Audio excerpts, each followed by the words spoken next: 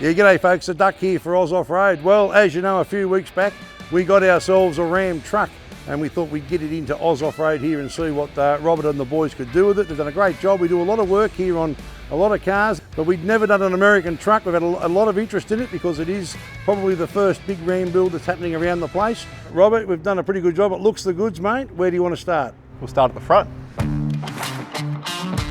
Yeah, so we've got the off-road Animal Predator bull bar, the Ultra Vision Nitro 80 lights on the front of that, Ocam 12,000 pound winch. And then obviously we had to put a couple of antennas, so we've got our Uniden antenna and our RFI antenna on the bull bar, and the lights all there, so it's all good. These big 5-inch snorkels, we love these. Where did we get them from? Yeah, so AAA Fab up in Mackay, did the twin snorkel kit, so we've got diff breathers up in the top of the left-hand snorkel and a custom airbox to go with it as well. And a Scout rack, is it, from Off-Road Animal on the top? Off-Road Animal again on the top. It's got the Scout roof rack up there. It's got the big light bar, big Ultra Vision light bar. And then also a spot to mount the Red Arc solar panel on top of there and your Max Trax. Mate, I'm a bit of a fan of this setup here, this rack we've got on the top of the canopy. So we went with the Yakima roof rack on the top of the canopy. We've got the Ocam 270 wing awning mounted on there. A nice lightweight freestanding awning. We started off firstly with the wheels and tyres. Yep. So we've got the Dirty Life DT1s, dynamic Wilco came through there, and the Dick Seapeck Extreme Country muddies on there, 35s. Really sets it off. Yep, and we've given it a bit of a suspension lift. Yeah, it's got the Tough Dog 2-inch lift, all heavy duty, airbags in the back, a fair bit of weight on this one. A bit of a look just round the back, which is a bit of one of my favourites, which we had in the other car, so we've kept the old barbecue. It's already done a few. Yeah, it's looking a little bit used, but yeah, no, the Barbie sits in the trundle nicely.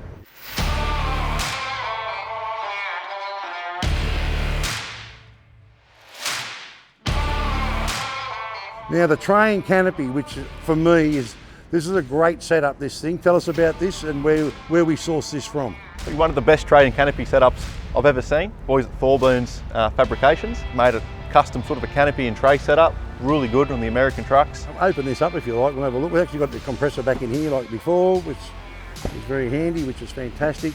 The thing I liked about what Thorburns did, there was a bit of a gap here, so they made that little box there, which will be handy for things like D-shackles and whatever.